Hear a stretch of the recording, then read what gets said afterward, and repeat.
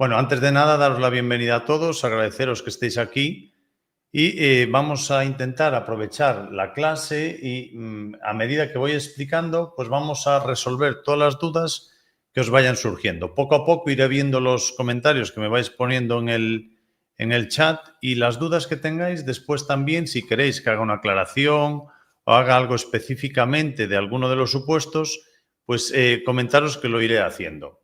He estado mirando los que habéis hecho el examen por la plataforma, he visto los resultados. Después, como hice en el otro simulacro, voy a extraer las notas tanto de los que sois alumnos de Esfera como de los que no sois alumnos y sacaré una nota de corte para ver cómo vais todos, ¿no? Era un simulacro que tenía cierta complejidad, la verdad que no es sencillo, pero bueno, en eso consiste, ¿no? Vamos a intentar, a partir de aquí, intentar aprender y ver en qué fallamos y sobre todo ponernos a prueba. Muy importante ponerse a prueba porque todos tenemos que ver cómo es nuestra evolución y de aquí a que sea el examen, pues tener esa capacidad de reacción. Entonces, sin más, voy a empezar y voy a acabar de configurar esto y ya nos... Un segundito, que me sitúo y ya empezamos, chicos.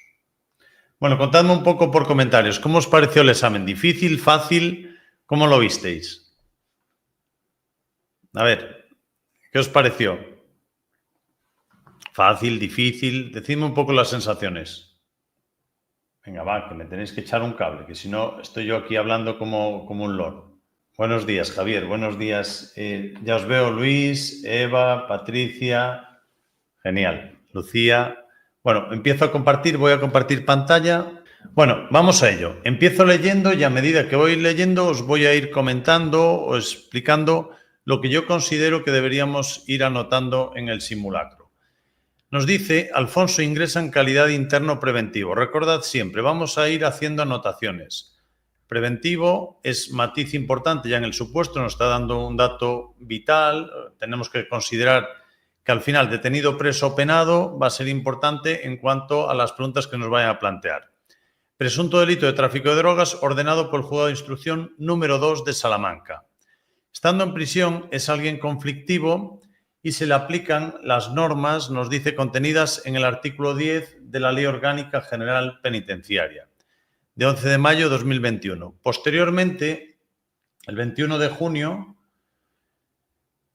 de 2021, se le revisa el acuerdo donde se determinó la aplicación de las normas previstas para establecimientos de cumplimiento de régimen cerrado y se determina que se ha aplicado el régimen ordinario de nuevo. Bueno, aquí vemos inicialmente un interno preventivo que le aplicamos las normas contenidas en el artículo 10 de la Ley Orgánica General Penitenciaria. Ahí tenéis que ver ya esos artículos 96 a 99 del Reglamento Penitenciario para la aplicación de estas normas contenidas en dicho artículo. Alfonso, durante las semanas siguientes, muestra una actitud intachable, pero el 9 de octubre agrede con un pincho a un compañero de módulo, produciéndole lesiones de gran gravedad que obligan al traslado en ambulancia al hospital más cercano de la provincia.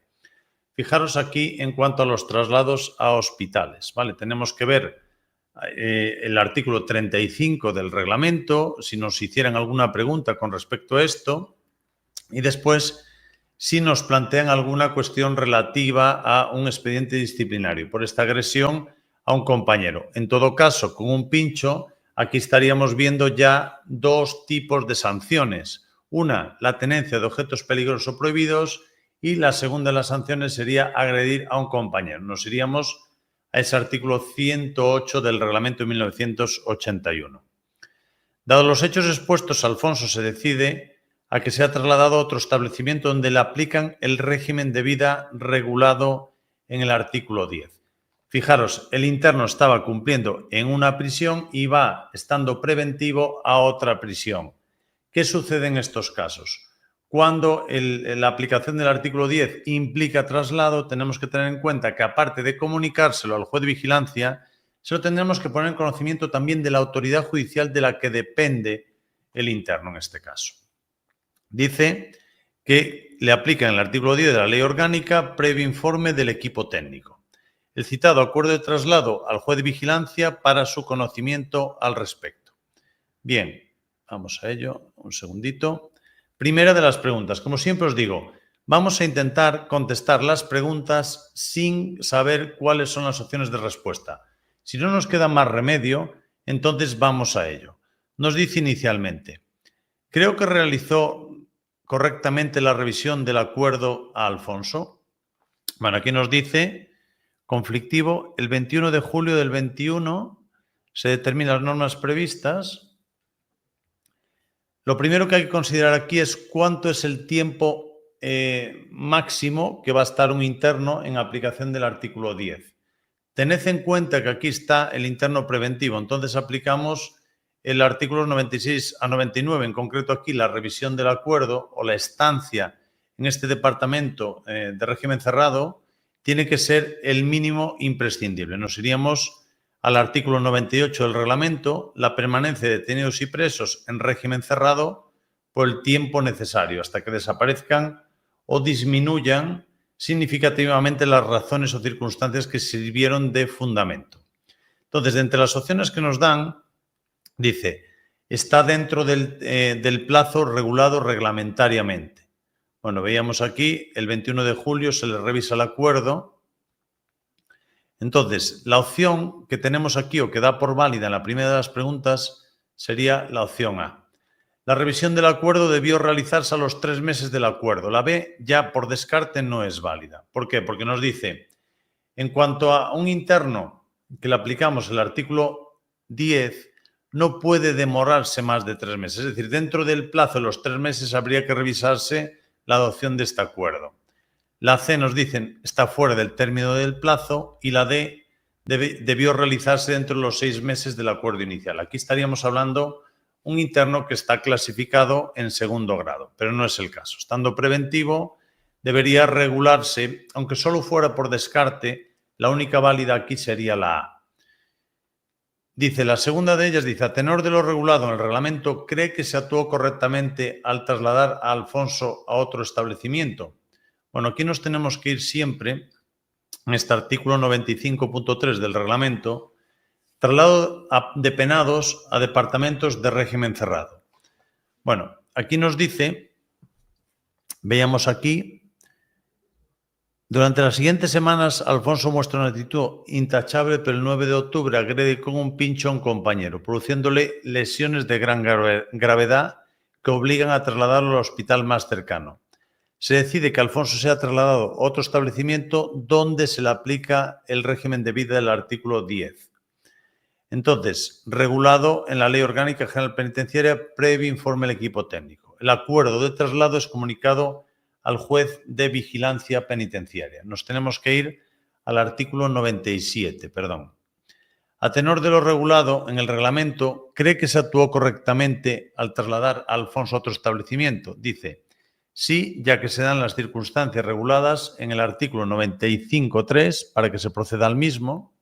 Espera que se me apagó aquí una pantalla, no sé si funciona y no os veo. Sí, no se me cortó, perfecto. La B nos dice, no, ya que para proceder al acto debió atentar contra la vida o integridad física. El hecho de que un interno esté en un centro u otro es competencia de la Administración Penitenciaria. Estando preventivo, normalmente, si el interno, por aplicación del artículo 10, tiene que ser trasladado a otro centro, tendremos que aplicar lo que recoge el 97.3, ¿no? En los supuestos previstos en el 95.3 se procederá al traslado por el centro directivo como indica este precepto, poniéndolo en conocimiento tanto de la autoridad judicial como del juez de vigilancia correspondiente. Es decir, estaba como preventivo en un departamento de régimen cerrado y como en este caso la aplicación del artículo 10 comporta traslados, lo tenemos que comunicar tanto a la autoridad judicial de la que dependa como al juez de vigilancia. Dice la A, ya que las circunstancias reguladas en el artículo 95.3 para que procedan al mismo. Esta sí sería válida, pero vamos a ver las siguientes, a ver si hay alguna que nos pueda llegar a despistar. Dice, a tenor, no, para proceder al mismo debió atentar contra la vida o integridad física del compañero o de un módulo o de una forma o modo especialmente violento. No es necesario. El hecho de que un interno, imaginaos que estamos en una prisión que no tiene departamentos de régimen cerrado, donde no podemos aplicar el artículo 10. Bueno, pues necesariamente, con este interno tenemos que proceder a un traslado si queremos aplicarle esas normas. Al final, la competencia para decidir sobre los traslados de los internos le corresponde a la Administración Penitenciaria. Entonces, perfectamente, por esa propuesta de aplicación del artículo 10, le podríamos mandar a otro centro penitenciario. Entonces, la B, no necesitamos que esto sea un atentado contra la vida o integridad física. Este precepto no es válido. La C dice, no es correcto, puesto para que se pueda dar lugar al traslado debió realizarse mediante motín, toma de rehenes o intento violento de evasión.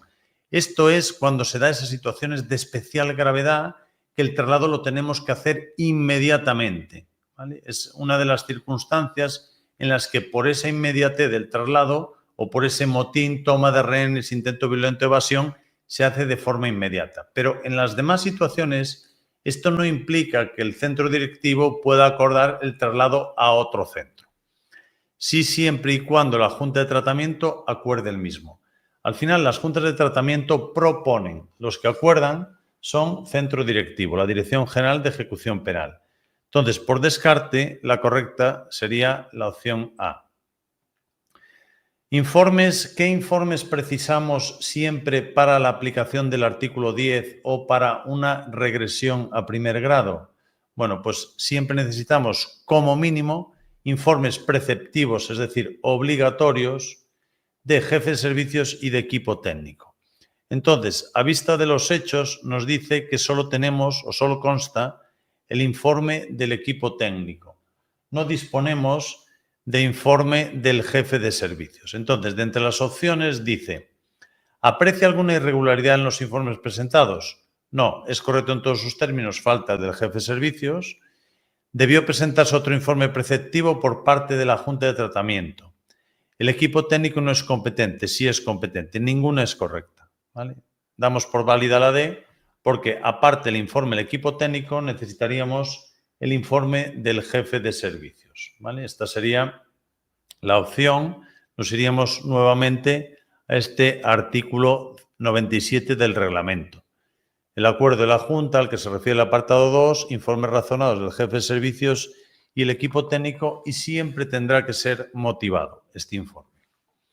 Bien, la pregunta 4 nos dice, a tenor de lo estudiado en el reglamento, el acuerdo de traslado será realizado, fijaros, una cosa es la propuesta que se hace desde los centros y otra es el acuerdo de traslado. A tenor de lo estudiado, el acuerdo de traslado tiene que ser realizado por centro directivo. Los traslados, las competencias para ordenar traslados de los internos es siempre competencia administrativa. Entonces, le corresponde a la Dirección General de Ejecución Penal. Después hay una serie de excepciones en las que el director puede acordar los traslados provisionales, acordarlos dentro de la misma provincia, de segundo a tercer grado, de tercer grado en acuerdos de regresión a segundo grado. Puede ser competencia del director. Pero, como norma general, es la Dirección General de Ejecución Penal. Entonces, el acuerdo de traslado tendrá que ser realizado por el centro directivo. Y por último, en este supuesto, nos dice, con respecto a la puesta en conocimiento del traslado de Alfonso, la A nos dice, es incorrecta, ya que esta circunstancia se debió poner en conocimiento el Juzgado de Instrucción número 2 de Salamanca y no al juez de vigilancia penitenciaria. Al juez de vigilancia, como nos dice el artículo 97, se lo tenemos que comunicar siempre.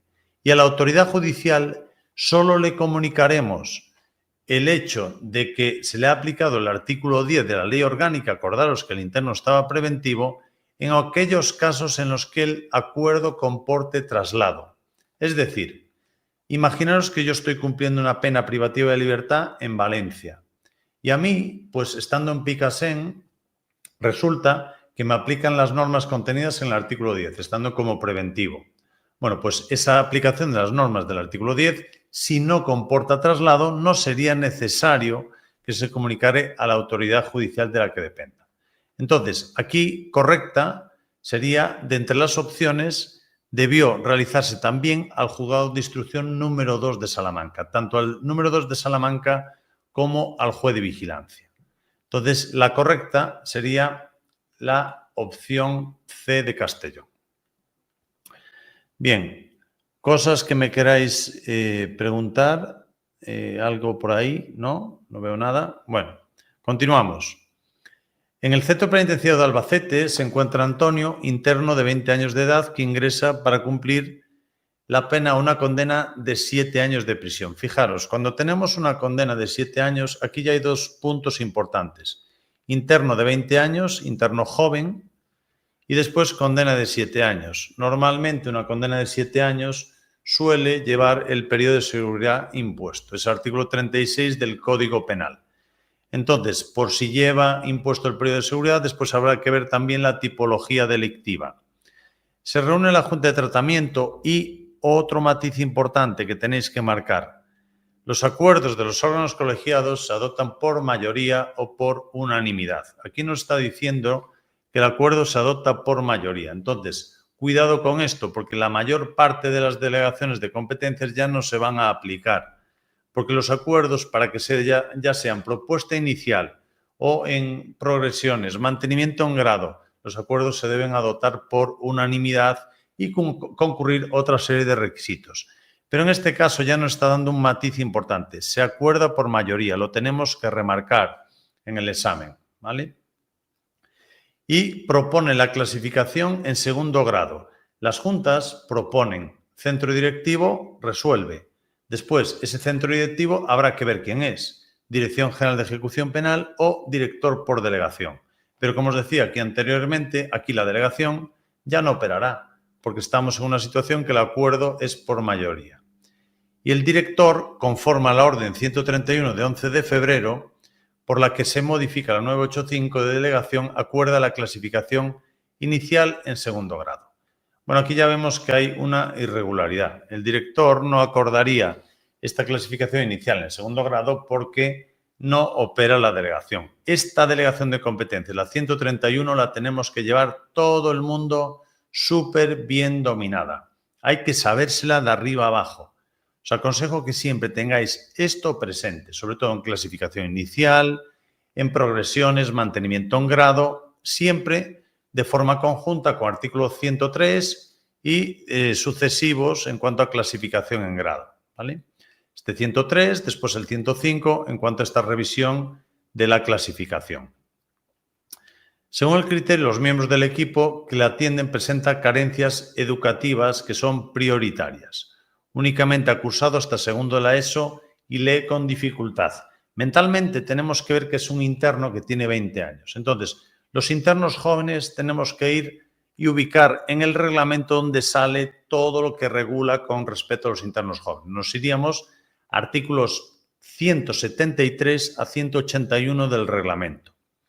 A su vez, por parte del educador, se le indica que va a tener que participar en programas de diversa índole y que la asistencia es obligatoria. Bien, responda a las siguientes preguntas. El acuerdo de clasificación inicial en segundo grado de Antonio, adoptado por el director por delegación, es incorrecto, ¿vale? El director no actúa por delegación porque, lo que os estaba explicando anteriormente, el acuerdo por mayoría ya no se puede dar. Dice, es incorrecto, conforme a la 131 tendría que ser una condena inferior a 5 años. Bueno, no es válido esto, ¿vale? Sabéis que cuando las condenas, tened presente lo siguiente. En clasificación inicial hay 3 umbrales. Condenas de hasta 1 año. Aquí estaríamos hablando del acuerdo del 103.7 del reglamento.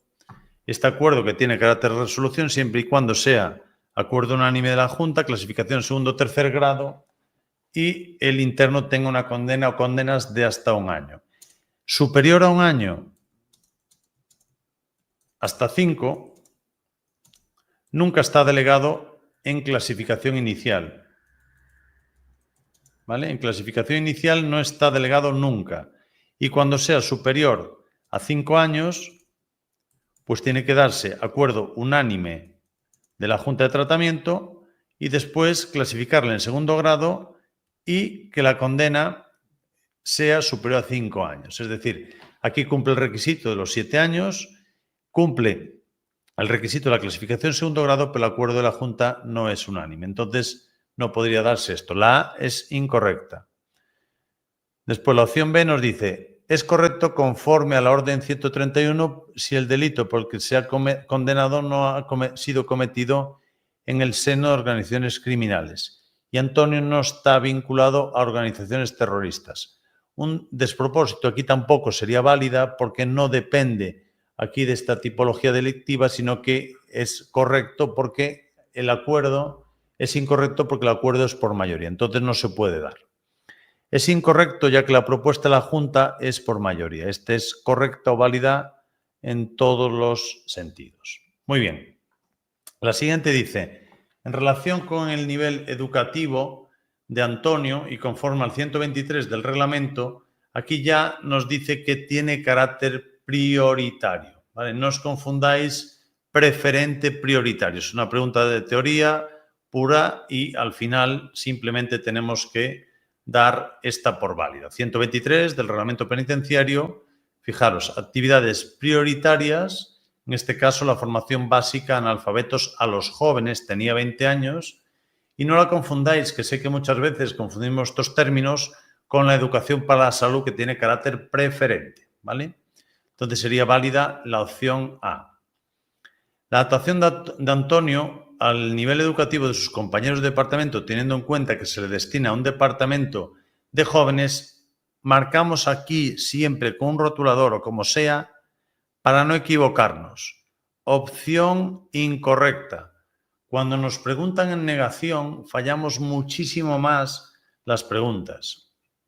Dice, se procurará que participen únicamente, aquí ya vemos algo que me chirría, los profesionales encargados de su tratamiento y en función de sus competencias profesionales.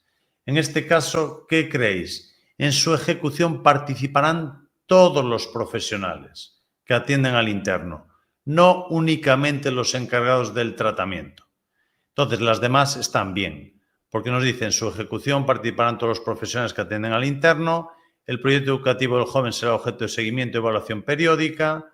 El programa de tratamiento de Antonio establecerá un proyecto educativo de acuerdo a sus características personales. Esas están bien. Como nos preguntan en negación, tenemos que dar como válida la opción A. ¿Sí? Dice ahí Alberto que el examen era infumable. Bueno. El compañero de celda de Antonio, clasificado en primer grado y de 23 años de edad, dice, en ningún caso debe estar interno en un departamento de jóvenes por razón de su edad. Esta está mal. Sabéis que excepcionalmente el artículo 176 nos dice que podrán ser destinados a departamentos de jóvenes con carácter excepcional. Aquellos internos que excepcionalmente tengan más de 21 años y no hayan alcanzado los 25. ¿Vale? Podrá compartir celda con él. Tendrá que estar destinado en un departamento de jóvenes distinto al de Antonio al estar clasificado en primer grado.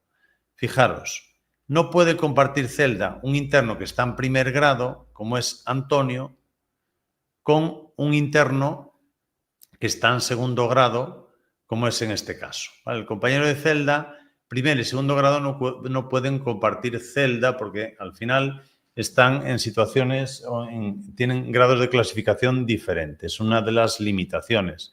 Entonces tendrá que estar destinado a un departamento de jóvenes al estar en primer grado. Esta sería la correcta. Nos dice la 10, ¿cuáles son los programas fundamentales que se deben abordar con Antonio? Bueno, dice, aquí ya nos vamos al artículo 174 del reglamento. Todos los que hay, estos 5 los tenemos que saber por si nos lo plantean. Programa de formación instrumental y formación básica, formación laboral, para la ocio y cultura, educación física o de intervención dirigida a problemáticas de tipo psicosocial. Entonces, nos está diciendo todos ellos, educación física, deporte, intervención de tipo psicosocial, aquí ya damos todas las anteriores son correctas, ¿vale? Sería esta la válida. Bueno, vamos al supuesto número 3, que aborda medidas de seguridad y aborda, en este caso, un interno, el procesado Agustín, está procesado por un delito de homicidio doloso, regulado en el 138, concurriendo el hecho apreciado por el órgano sentenciador la circunstancia regulada en el 21.1 del Código Penal. Una anomalía o alteración psíquica que disminuía su capacidad para comprender la ilicitud del hecho, lo que origina la siguiente pena impuesta por el órgano sentenciador: 8 años de prisión y una medida de seguridad privativa de libertad de 15 años de internamiento en unidad psiquiátrica penitenciaria. Bueno, aquí ya lo que vemos,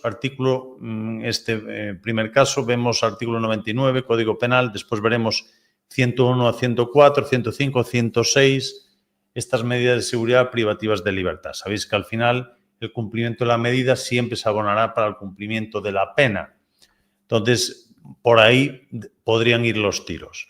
Ingresa a la unidad psiquiátrica y una vez transcurridos 4 años se informa por el equipo multidisciplinar al Ministerio Fiscal la evolución favorable del penado en el tratamiento y en base a dichos informes el juez de vigilancia propone el cese de la medida que aprueba el órgano sentenciador. Recordad siempre, equipo multidisciplinar no es un órgano colegiado en sí, acuerda o adopta los acuerdos de forma consensuada y lo remite a través del cauce del juez de vigilancia, que a su vez tiene que remitirlo al sentenciador para valorar si éste acuerda o no el cese de la medida de seguridad. Dado que ha desaparecido el estado peligroso, el órgano sentenciador no acuerda la ejecución de la pena y acuerda la suspensión de la ejecución o aplica alguna de las medidas previstas en el 96.3, ¿vale? Que serían estas medidas no privativas de libertad. La primera de las preguntas que se nos plantea es, con los datos establecidos y una vez ejecutados los 4 años, si el órgano sentenciador acordara la ejecución de la pena de prisión, bueno, aquí nos dice la primera, se acordará la ejecución de la pena abonando el tiempo pasado en la medida de seguridad. Esta parece válida. Vamos a ver las siguientes que nos dice. Era lo que os comentaba anteriormente.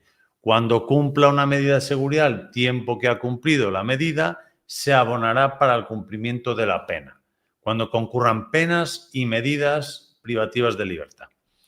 La segunda dice, se acordará la ejecución de la pena sin que pueda abonar. Esto es incorrecto.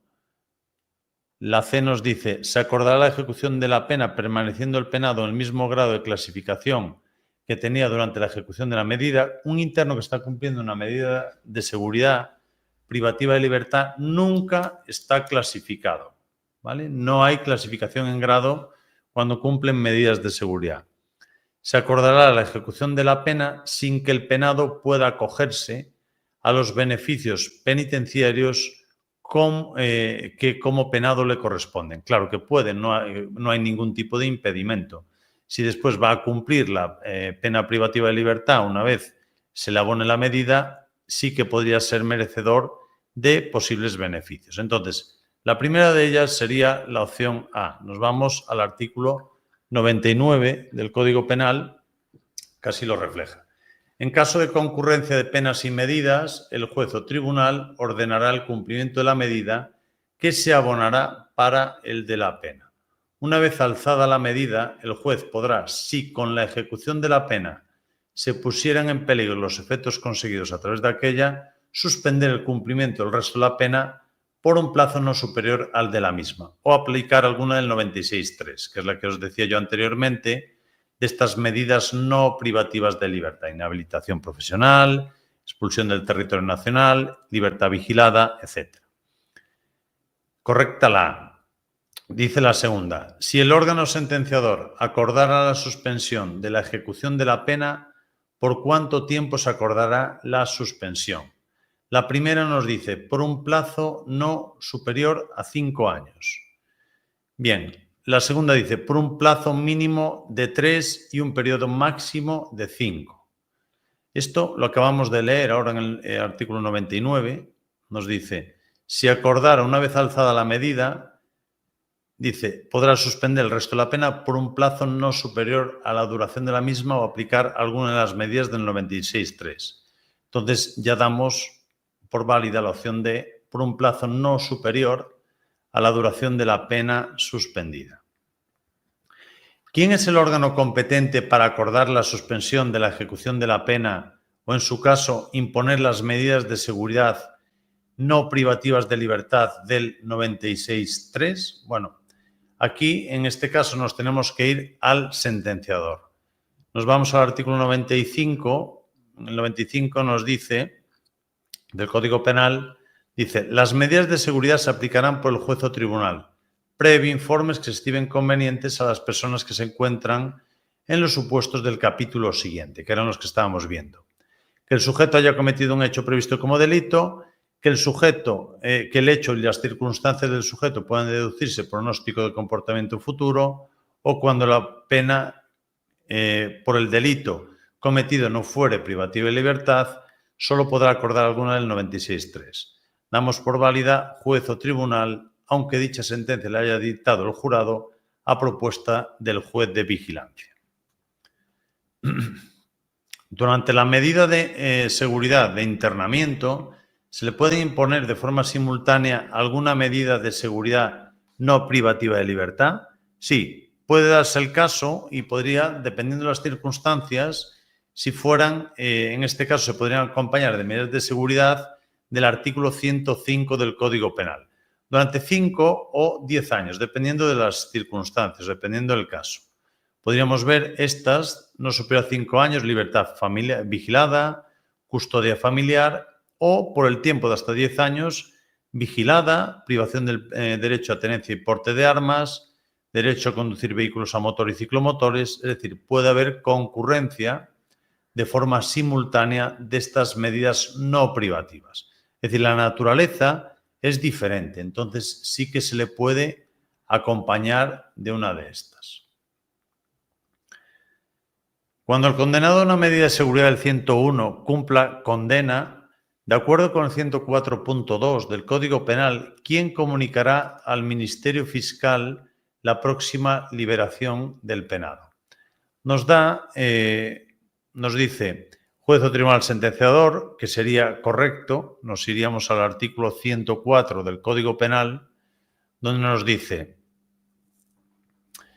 cuando se aplica una medida de internamiento de las previstas en los apartados 101, 2 y 3, que vemos aquí, ingresar a un centro educativo especial o un centro de deshabituación público o un centro de internamiento para tratamiento médico o educación especial, será el juez o tribunal, en este caso, el que acuerde, el que se lo comunique al Ministerio Fiscal con la suficiente antelación. Daríamos por válida esta, juez o tribunal sentenciador. Bueno, continuamos con supuesto número 4. Cristiano Ronaldo acaba de ser condenado en Italia por un delito contra seguridad vial y por atentado a la autoridad mientras salía en un bar de copas en Turín. Parece ser que los problemas conyugales y el hecho de estar apartado del primer equipo le han supuesto un traspiés importante y está atravesando mala época. Las cárceles italianas no son seguras para él y, como está casado con una ciudadana española, ha adquirido la doble nacionalidad. Aquí todo hace entrever que nos van a plantear preguntas de la Ley 23/2014, ¿vale? Fijaros, está sentenciado. Entonces, por Ley 23/2014, si quiere venir a cumplir a España o a Portugal, tendremos que ver en cuál de ellas se va a favorecer la reinserción social. La aplicación de la Ley 23/2014, aquí aplicaríamos en concreto el título 3.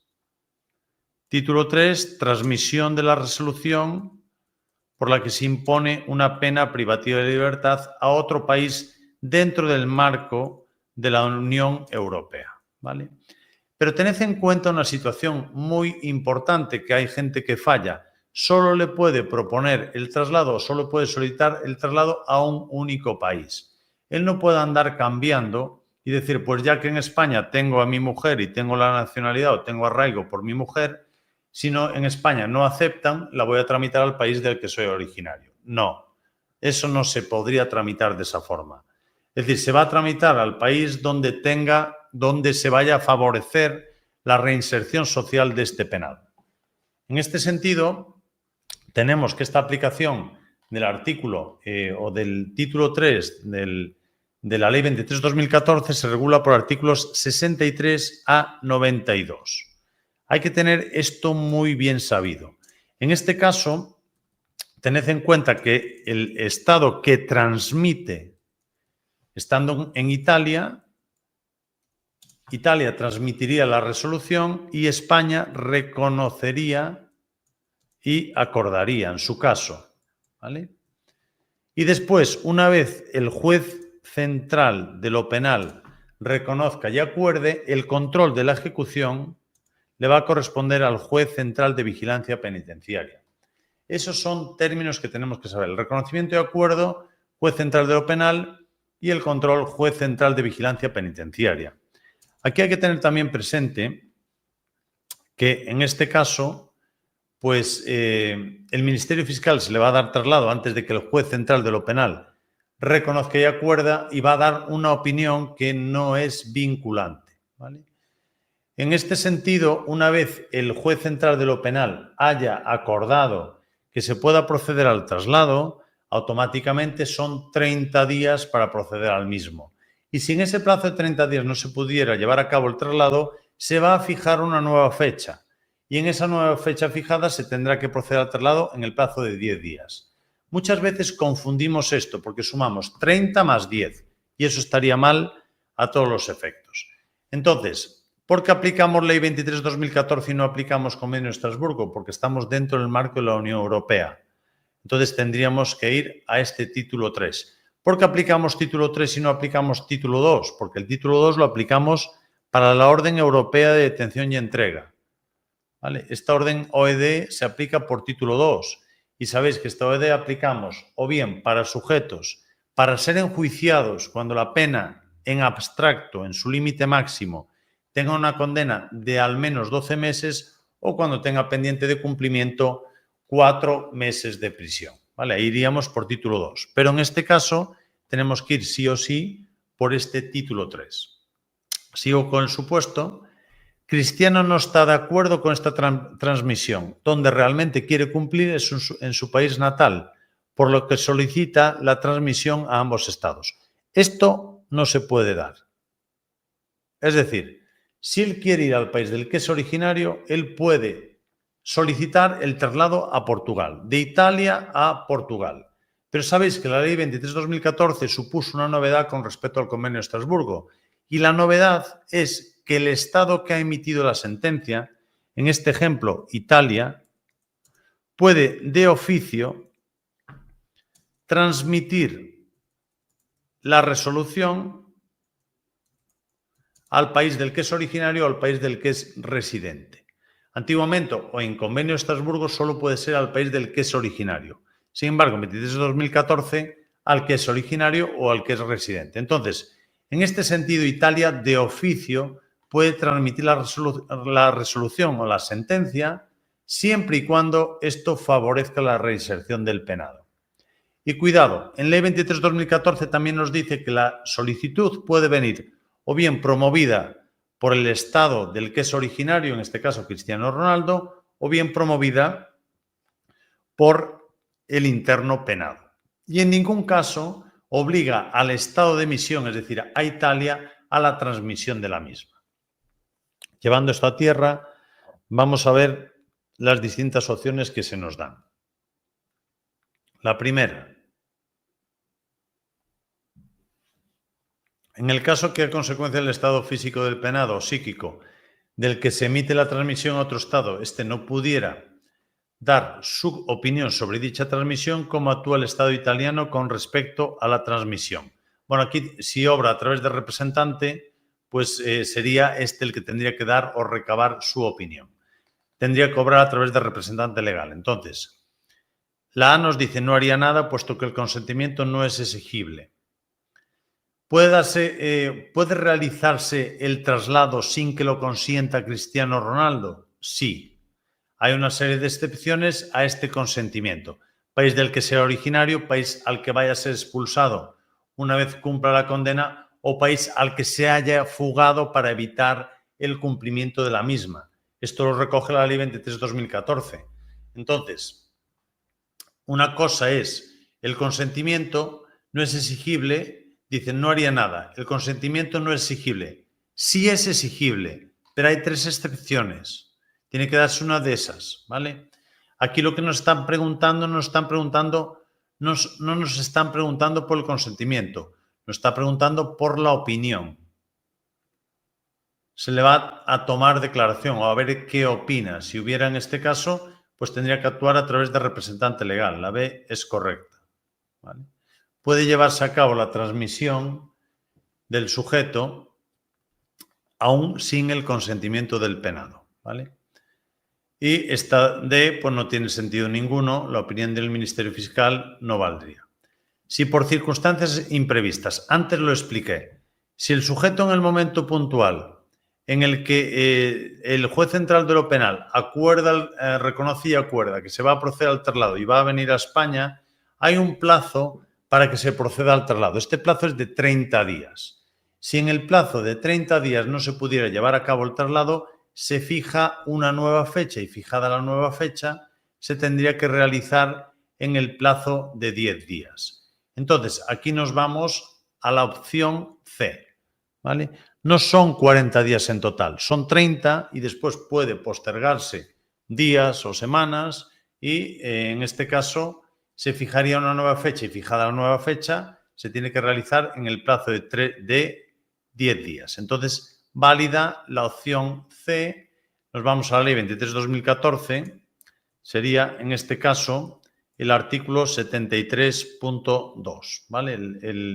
El correcto aquí, lo que tendríamos que justificar en ese plazo. Lo tenéis que llevar bien porque esto muchas veces confunde y hacéis la suma de 30 más 10 y no son 30 más 10, ¿vale? No puede superar los 30 días y en el caso que por circunstancias imprevistas no sea posible en plazo, la autoridad informará acordando una nueva fecha para el traslado. Acordada la nueva fecha, se tiene que hacer en el plazo de 10 días desde la nueva fecha acordada. Sería esa la opción correcta. ¿Es posible solicitar la transmisión a 2 estados? Lo remarqué antes. No, solo a uno. ¿Vale? Entonces, en este caso, la opción A ya la damos por incorrecta. No, pues la transmisión necesariamente deberá ser a Portugal. No necesariamente, porque puede ser al país del que es originario o al país del que es residente. Entonces, donde tenga su arraigo, podría darse que fuera a España. La transmisión necesariamente a España, no, al país de origen. La transmisión de resoluciones privativas de libertad debe ser hecha a un único Estado miembro. Esta sí sería correcta. ¿Qué forma adopta la resolución judicial de la transmisión a Italia de la condena de Cristiano? Bueno, estos son actos que se llaman interlocutorios, providencias o autos. En este caso adopta la forma de autos, ¿vale? La resolución judicial adopta la forma de auto, tal como refiere el artículo 70 de la Ley 23/2014, cuando al dictarse el auto o el auto por el que acuerda la transmisión, ¿vale?, como acto interlocutorio. Antes de transmitir la resolución, el tribunal sentenciador de Cristiano Ronaldo habrá verificado que no existen sentencias condenatorias firmes. Más que firmes, que no existen sentencias condenatorias pendientes de devenir firmes en relación con Cristiano Ronaldo. No firmes. Las firmes, si la sentencia es firme, esa sí que se puede ejecutar por ley 23/2014. Lo que no podríamos hacer es un traslado de un sujeto por el título 3 cuando tiene causas pendientes. Ahí no podríamos proceder al traslado. Entonces, tiene que haber causas pendientes de devenir firmes. Si hubiera causas pendientes de devenir firmes, entonces no se procedería. ¿Dónde justificamos esto? Artículo 66.3 de la Ley 23/2014. La autoridad judicial competente se asegurará que no existe ninguna sentencia condenatoria pendiente de devenir firme al respecto, ¿vale? Entonces, damos por válida la opción C. Bueno, vamos al supuesto quizás uno de los más complejos. Sabéis que en el año 2015 os cayó una acumulación de condenas, entonces quería poner yo un supuesto de acumulación para ver cómo estamos y qué tal os sale. Por cierto, decidme, ¿qué tal os salió la acumulación? ¿Tenéis idea de hacerlo? ¿Os salió bien? ¿Os dieron bien los resultados? Contadme un poco. A ver, chicos, ahí en comentarios, os leo. ¿Os salió bien las respuestas de la acumulación? ¿Sabéis que he puesto el examen para que no pudierais o para que no se vieran las notas y no comprobaseis todo hasta hoy a las 11. A partir de ahora sí. A ti te salió, Eva, ¿te salió todo bien? Perfecto. ¿A los demás? ¿Cómo salió? Este me salió casi perfecto. Bueno, Jorge, me alegro. Sí, eso ya le hemos estado dando vueltas estos días. Me daba 11 años y 41 meses y no sé por qué. Vale. Bueno, pues vamos a intentar aclarar todo esto. Sabéis que tenéis que miraros el acuerdos y notas de acumulación de condenas, los acuerdos del Pleno del Tribunal Supremo. Para hacer una acumulación tenemos que tener esto presente, aparte del artículo 76 del Código Penal y el 988 de la Ley de Enjuiciamiento Criminal. Vale, entonces, Paula me dice que casi, bueno, pues perfecto. Esto hay que llevarlo sabido y tenéis que saber interpretar todo esto que tenéis aquí, de los acuerdos del Pleno. El examen del 2015 fue un auténtico despropósito, como os decía. Hicieron mal los cálculos, pasaron los meses a días, hicieron ahí un montón de triquiñuelas que no es correcto, aunque la resolución era esa y tenía que ser de esa forma. Pero esto siempre, al final, este acuerdo que data del año 2018 estableció una serie de criterios que todos deberíamos dominarlo. Voy a hacer la explicación de cómo tenemos que resolver este supuesto. Vamos teniendo, lo primero que hay que hacer siempre es ordenar las ejecutorias en función de la fecha de la sentencia. No la sentencia firme, sino la primera de las sentencias. Aquí no es excesivamente complejo, ya lo he puesto para que la gente pues más o menos pudiera hacerlo. Vamos a ver las sentencias de más antiguas a más recientes, las vamos a ordenar. La primera de ellas nos dice que es del año 2014. Pero vemos la segunda, que ya es más reciente, es del año 2008, 2009, 2010, 12, 9, 14 y 12. Bueno, todo hace entrever que esta del 2008 es la más antigua. Si no me equivoco, le voy a poner aquí en el lateral un 1. Si estáis ahí y me equivoco, me vais corrigiendo, ¿vale? 27 del 5, dita sentencia, 27 del 5, el 18. La más antigua. Vamos a ver la segunda más antigua. Tengo aquí una del año 2009. Sí, todo parece que es esta, la segunda más antigua. Vamos a marcarle a esta. La 6, la número 2. Después, la número 3, nos iríamos a 2014, esta, la 3. La 4 nos vamos a esta, sí, correcto. La 5, a ver qué tengo aquí, del año 12. Del año 12, esta. La 5 corresponde con la 5.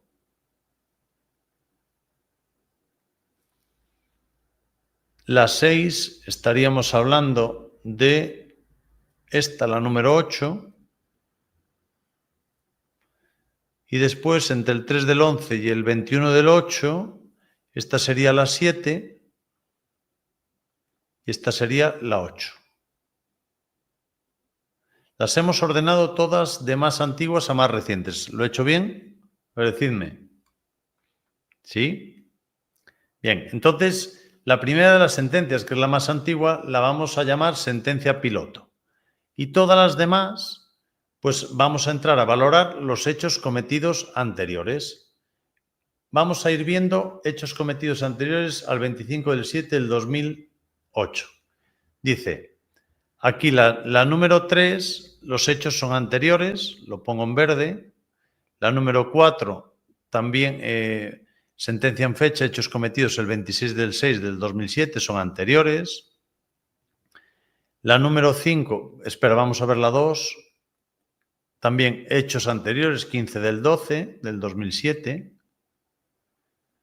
La número 5, el 11 del 4 del 2008, también anteriores.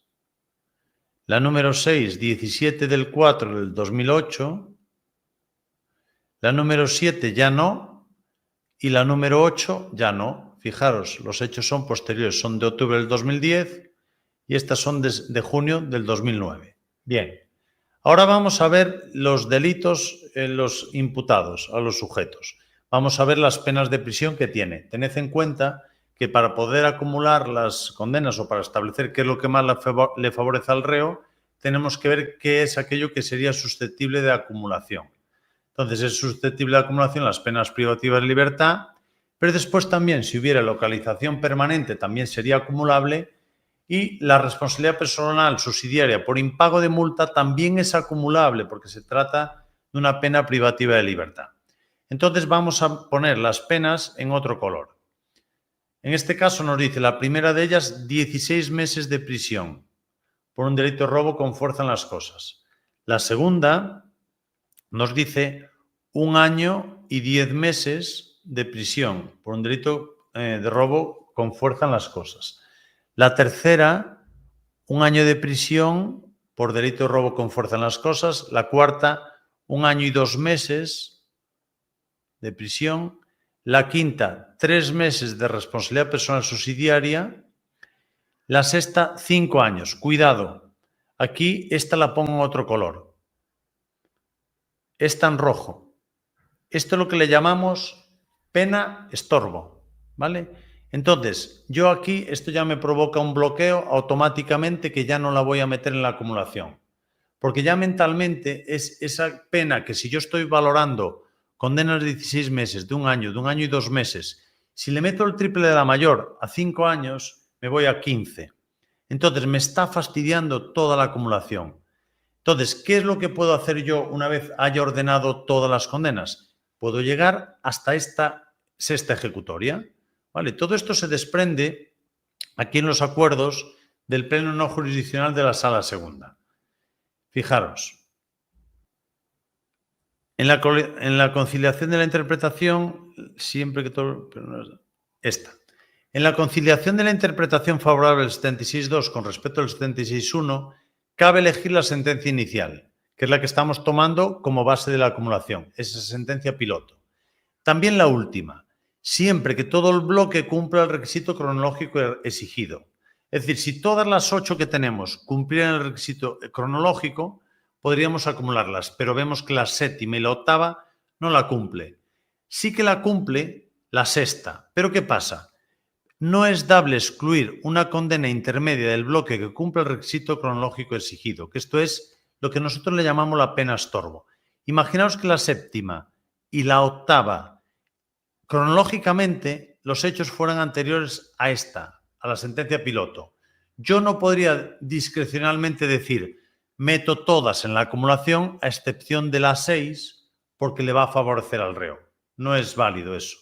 Tendría que llegar, como vamos a hacer aquí, vamos a intentar llegar a hacer un bloque con estas 5 primeras, dejamos la sexta fuera y después meteríamos la séptima y octava en un segundo bloque si se diera la posibilidad de que pudiéramos acumularla, ¿no? Entonces, en primer lugar, vamos a hacer los cálculos con estas 5, con la 1, la 2, 3, 4 y 5.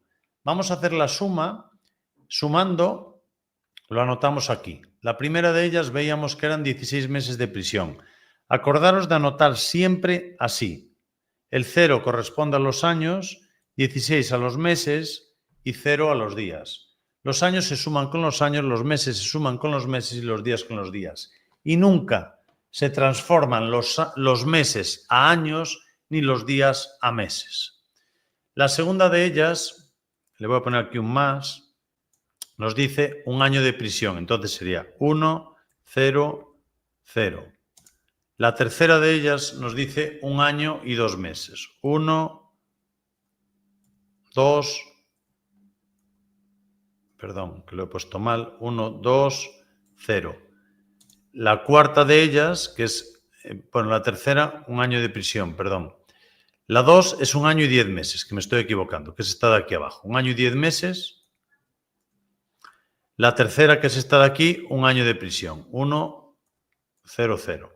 La cuarta, que es esta, 1 año y 2 meses. 1, 2, 0. Y la quinta, 3 meses de RPS. La responsabilidad personal subsidiaria también se acumula. Entonces, 0, 3, 0.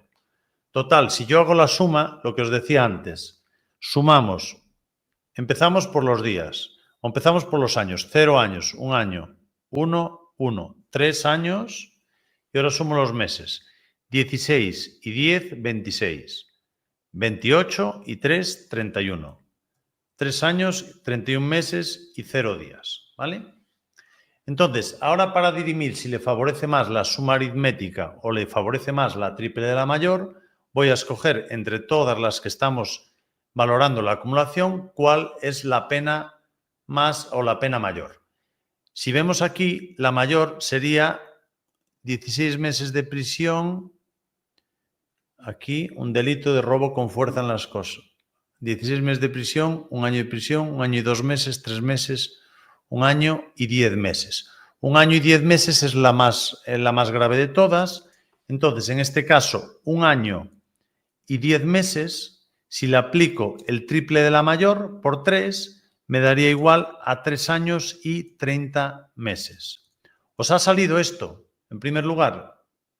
Es decir, como podréis comprobar, es más favorable al reo 3 años y 30 meses aplicar el triple de la mayor sobre estas ejecutorias que la suma aritmética. Entonces haríamos la primera de las acumulaciones. Malena me dice que sí, Paula también, Gloria también, ¿vale? Acumulamos esta. ¿Quién es el que procede a la acumulación? Como vemos en los acuerdos y vemos en la ley CRIM, en el 988, será el último tribunal sentenciador, que el último será el que dictó esta ejecutoria. Juzgado Penal número 1 de Madrid. Bien, ahora, la sexta quedamos que la dejábamos fuera. Es lo que se llama pena piloto o sentencia piloto, que después la refundiremos con el resto de las penas. Y ahora vamos a entrar a valorar la séptima y la octava, a ver si podemos hacer aquí un segundo bloque. Bien, para valorar si podemos hacer un segundo bloque, vamos a ver los delitos. En primer lugar, lo estamos poniendo en violeta para que seguir los colores. Nos dice, dicta sentencia, tomamos como referencia esta, 21 del 8 del 2014, y ahora vamos a valorar si la octava cumple el requisito temporal. 30 del 11 del 2014 es la sentencia y los hechos cometidos el 1 del 10 del 2010. Si cumple el requisito temporal, entonces podría darse la acumulación siempre y cuando le favorezca al reo. Vamos a ver qué delitos tiene. En esta nos dice 1 año, a ver que se me estoy liando aquí con los colorines, 1 año y 3 meses de prisión y después la responsabilidad personal subsidiaria de 6 meses, ¿vale? Y después en la de arriba nos da 1 año y 2 meses de prisión y 1 año. Pues vamos a proceder a hacer la suma. Vamos a ello. Si sumamos 1 año y 2 meses, 1, 2, 0, más 1 año, de la que tenemos aquí arriba, de la 8, más las que tenemos aquí abajo, que serían 1 año y 3 meses, 1, 3, 0, nos daría en total, vale, y me faltan los 6 meses de la RPS, más 0, 6, 0. Si hacemos la suma, sumamos los años con los años, 1 y 1, 2 y 1, 3. Y después 2 y 3, 5 y 6, 9. Para 2, 3, 5 y 6, 11. Perdón. Más 11 meses y 0 días. Bien, fijaros que haciendo los cálculos sobre esta nos da suma aritmética de la séptima y de la octava, nos daría 3 años y 11 meses. Claro, ahora vamos a ver si el triple de la mayor le favorece. Yo me voy aquí a la séptima, 1 año y 3 meses, y en esta 1 año y 2 meses. Pues la mayor de entre todas es 1 año y 3 meses. 1 año y 3 meses, la triple de la mayor, sería 1 y 3, 0 multiplicado por 3, nos daría igual a 3 años y 9 meses. Obviamente, aplicar la triple de la mayor también le favorece al reo, porque es más favorable el triple de la mayor aquí que la suma aritmética. Entonces haremos una segunda acumulación o un segundo bloque. Entonces, para responder a esto, ¿cuál es el tiempo de condena que cumplirá el sujeto? Pues vamos a tener en cuenta lo siguiente. Cumplirá los 3 años y 30 meses de la primera acumulación, vamos a ir apuntando aquí, 3 años y 30 meses de la primera acumulación, más los 5 años de la pena estorbo que quedó fuera, más los 3 años y 9 meses. En total cumplirá 3 y 5, 8 y 3, 11 años. Y meses serían 30 más 3, 39 meses. Todas ellas refundidas. Acordaros, la acumulación la realiza el último sentenciador, que sería el Juzgado Penal número 1 de Madrid. La refundición la practica el juez de vigilancia. Y la liquidación de condena la tiene que hacer el letrado de la Administración de Justicia. Con esto, ¿a quién de vosotros le salió el supuesto completo? ¿O le salió bien todo esto? A ver, decidme, ¿os salió ese cálculo así? ¿Habéis hecho los 2 bloques? ¿No los habéis hecho? ¿Cuál fue un poco el error que cometisteis aquí? A ver, dudas que tengáis con esto.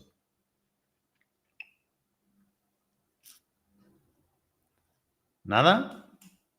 Bueno, Carlos me dice que sí, Eva que también. Bueno, perfecto. Sí, porque Carlos lo tenemos y Eva lo tenemos practicado en clase, entonces debería saliros a todos, ¿vale? Bien, entonces, de acuerdo al 76.2 del Código Penal, las preguntas tipo test, que al final nos lo van a poner tipo test, pero yo siempre os digo, si os ponen algo así, tenéis que calcular en el folio y lo tenéis que ir haciendo anotaciones y hacerlo de esa forma.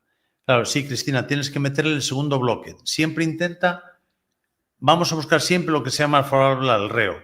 Ya el segundo bloque os lo puse adrede porque, claro, tenéis que ver que si tenemos otra posibilidad de meter otro bloque, lo vamos a hacer.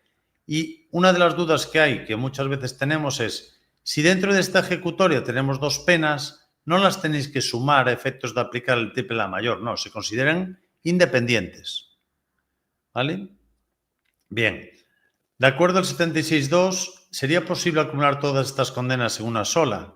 Dice, no, solo serían acumulables aquellas penas, aunque se hayan impuesto en distintos procesos, los que lo hayan sido por hechos cometidos antes de aquella fecha que fueran enjuiciados los que siendo objeto de acumulación lo hubieran sido en primer lugar. Esto nos viene a narrar lo que tenemos en cuenta en cuanto a la acumulación. En cuanto a la acumulación, no tenemos en cuenta la conexión delictiva o si hay, lo que se va a tener en cuenta es ese marco temporal. Todos los hechos, tomando como referencia la más antigua, los hechos de las anteriores a esta más antigua. Eso es lo que nosotros vamos a proceder en la acumulación, que es lo que estuvimos explicando aquí. ¿A quién le vamos a remitir la acumulación? ¿Quién lo tiene que hacer? El que haya dictado la última sentencia. Independientemente de que sea acumulable esta última sentencia o no. Aunque no fuese acumulable, este sería el que tendría que hacerla. ¿Vale? ¿Qué recurso cabe contra la acumulación? Bueno, cabe el recurso de casación por infracción de ley. Es el único que cabe. ¿Vale? El condenado podrá interponer recurso de casación. Acordaos, los recursos de casación van al Supremo. ¿Sí? Recursos de casación al Supremo. Tenemos recurso por infracción de ley o por quebrantamiento de forma. ¿Vale? En estos casos, recurso de casación por infracción de ley. ¿Cuáles son los años de privación de libertad? Lo hemos resuelto ahora. Estamos dando 11 años y 39 meses. ¿Vale? Haciendo la acumulación. Va a ser todo lo que cumpla Agustín. ¿Cabría la realización de refundición de condenas a efectos de determinar la pena como una sola, de acuerdo a lo establecido en el 193 del Código Penal? Sí, la refundición de condenas, esto es únicamente a efectos de calcular las partes de la condena. Lo hace el juez de vigilancia. Una vez hemos hecho las acumulaciones, aquellas que no han entrado en la acumulación, como era esta pena estorbo, la ejecutoria 7, perdón, la ejecutoria 6, la 8, perdón, la refundiríamos con la restante. Sería la opción B de Barcelona. Bien, un supuesto que, cuidado, y os lo digo ahora y es algo que, bueno, lleva años sin caer una acumulación. Entonces, cuidado con eso. No ha caído nunca, como el supuesto 4, un 23-2014. Entonces, repasarse eso. Supuesto 6. Antonio ingresa en Madrid 6 para el cumplimiento de una pena por delito de lesiones por la que ha sido condenado a una pena de prisión de 4 años, por hechos cometidos el 13 de octubre del 2010. Por estos hechos estuvo preso preventivo del 15 de noviembre al 22 de enero. De 15 de noviembre al 22 de enero, el 26 de abril del 2012 es clasificado en segundo grado y comienza a trabajar en el taller de manipulado de ajos.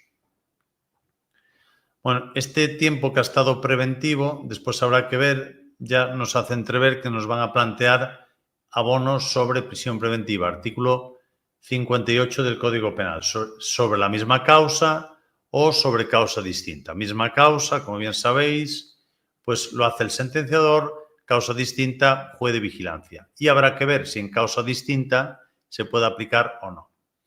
Durante su estancia en prisión manifiesta buena conducta, participa activamente en distintas actividades que forman parte del PIT. Después del disfrute de 8 permisos sin ninguna incidencia, clasificado en tercer grado, y el 2 de enero del 2015 se propone la libertad condicional de Antonio, siendo aprobada por el juez de vigilancia el 23 de febrero de 2015. 14 de mayo del 15, Antonio reingresa a Madrid 6 al haberle sido decretada prisión preventiva. Bueno, automáticamente queda desclasificado. Bueno, en este caso, el hecho de que se le decrete prisión preventiva no necesariamente implica la revocación de la libertad condicional. Sabéis que ha pasado a ser una suspensión la ejecución de la pena y concesión de libertad condicional, entonces habrá que ver qué pasa con la causa preventiva, ¿vale? Presunto delito de lesiones, que había sido cometido el 14 de febrero del 2011. El 18 de mayo del 2015, el trabajador social le comunica que su madre ha fallecido. Ante esta situación, Antonio solicita que le sea concedido un permiso extraordinario para acudir al sepelio en Alicante. Cuidado aquí.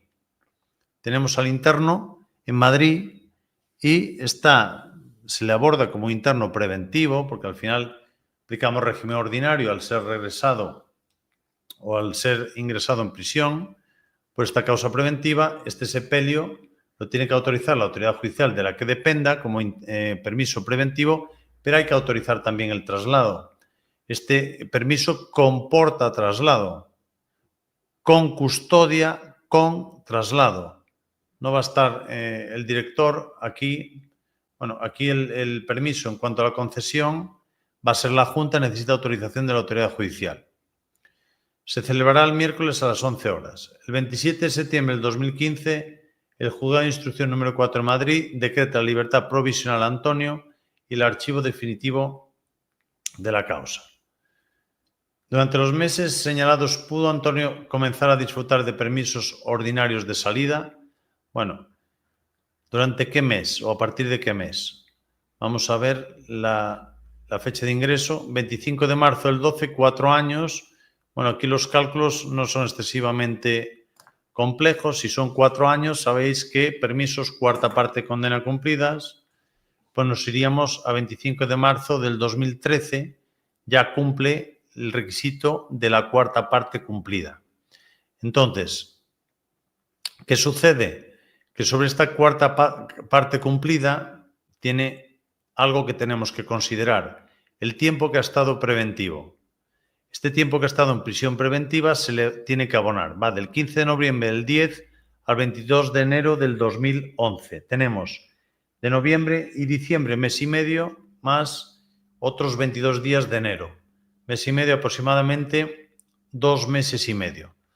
2 meses y medio por sobre el 25 de marzo aproximadamente, para dar ya simplemente a ojo, ya podemos hacer el cálculo, ¿no? ¿Cómo tendríamos que hacer exactamente todo este cálculo para que la respuesta estuviera correcta y no haber ningún tipo de género de duda? Bueno, pues haríamos el cálculo valorando los 4 años de condena. 4 años de condena, si lo multiplico por 365, me da un total de 1.460 días de condena. Ahora, sobre estos 1.460 días de condena, le tengo que abonar el tiempo que ha estado preventivo. Tiempo que ha estado preventivo del 15 de noviembre al 15 de noviembre serían, ingresa al 15, son 16 días de noviembre, porque computa el día que ingresa, computa. Después 31 de diciembre y después 22 de enero. Preventivo ha estado en total 30 y 20, 53, 63, 69 días preventivo. Y ahora, ingresa el 25 de marzo del 2012. De 25 de marzo al 24 de marzo del 2013, a 24 de marzo, irían 365 días. ¿Vale? Estoy hablando, haciendo el cálculo para la cuarta parte. A estos 24 de marzo le tendría que restar 69 días que ha estado preventivo. Pues ya, ojo, vemos que a 24 de febrero irían aproximadamente 30, a 24 de enero otros 30, 60, me quedan 9, aproximadamente a 15 de enero podría salir o cumpliría con el requisito de la cuarta parte, ¿vale? Así haciendo estos cálculos. ¿Qué actuación debe realizar el centro al decretarse la detención preventiva? Bien, el centro penitenciario aquí lo que tiene que hacer es ingresar o comunicar esta situación al juez de vigilancia penitenciaria, ¿vale? Porque en este caso el juez de vigilancia es el que ha concedido la libertad condicional, entonces automáticamente tendría que tener conocimiento de esto. El juez de vigilancia tomará el acuerdo que considere conveniente y él es el que va a decidir si suspende o no, o si revoca o no la libertad condicional. Como norma general, no tiene que necesariamente revocar la libertad condicional, pero en última instancia es él el que tiene que decidir. El que ha concedido la suspensión de la ejecución de la pena es el que tiene que decidir si se le revoca o no la libertad condicional. Entonces, hay que comunicarle dicha circunstancia al juez de vigilancia. ¿Puede asistir Antonio al sepelio de su madre? Responda teniendo en cuenta la legislación vigente en este momento.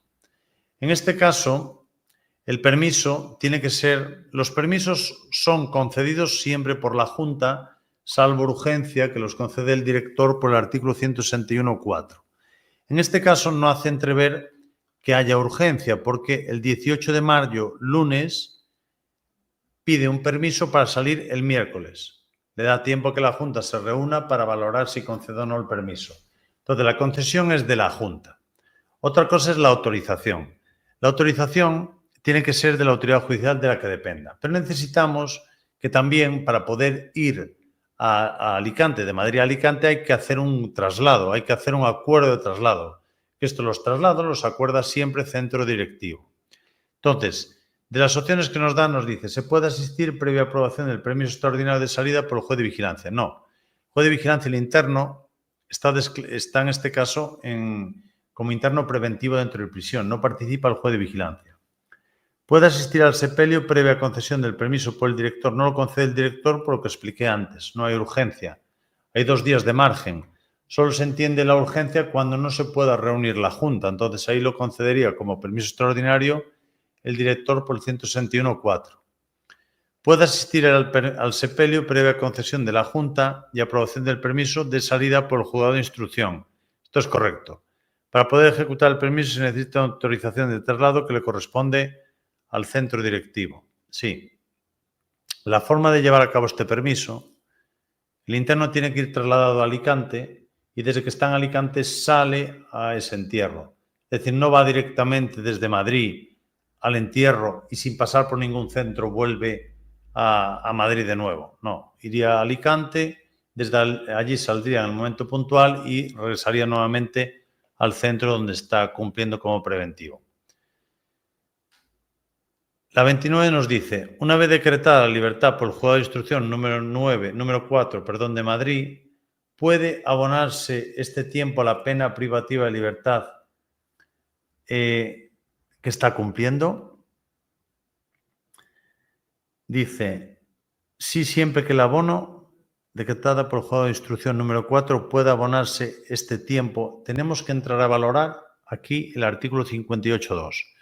Es decir, sobre puede abonarse este tiempo, juzgado de instrucción número 4, vamos a ello. Sobre este tiempo que ha estado preventivo, delito de lesiones. El delito ha sido cometido el 14 de febrero de 2011. En este caso, el 25 de marzo del 2012, ingresa en prisión para cumplir un delito. Los hechos aquí cometidos son anteriores a la pena sobre la que se pretende abonar. Fijaros aquí. Solo procede el abono a la prisión provisional cuando dicha medida cautelar sea posterior a los hechos delictivos que motivaron la pena a la que se pretende abonar. Es decir, la medida cautelar, esta prisión preventiva, fijaros, es posterior a los hechos delictivos que motiven la pena sobre la que se pretende abonar. Si se puede abonar, como es causa distinta, tendría que ser, en este caso, el juez de vigilancia, ¿vale? Al tratarse de abono de prisión provisional en causa distinta, será acordado por el juez de vigilancia penitenciaria previa comprobación de que no ha sido abonada en otra causa, ¿vale? Es decir, lo que tenemos que evitar siempre es tener un patrimonio punitivo. No puede ser que el sujeto pretenda tener, lo que no podríamos hacer es que tenga esa prisión preventiva y después vuelva a delinquir y aproveche el tiempo que ha estado cumpliendo en prisión preventiva para abonarlo a esa nueva causa. Decretar la libertad del 27 de septiembre, ¿cuál sería la actuación del centro penitenciario? Bien, nos dice, deberá proceder a su progresión a tercer grado y propuesta al juez de vigilancia penitenciaria de la libertad condicional con el descuento del tiempo que estuvo preso preventivo. La Junta de Tratamiento estudiará una nueva propuesta de libertad condicional que someterá a la aprobación del juzgado de vigilancia penitenciaria. Procederá a su excarcelación en libertad condicional y realizará de forma inmediata todas las gestiones por la excarcelación de la libertad definitiva. ¿Qué tenemos que hacer aquí? Bueno,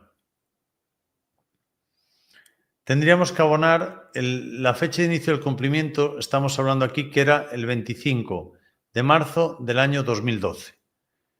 Fecha de inicio del cumplimiento 25 de marzo del 2012. En este caso,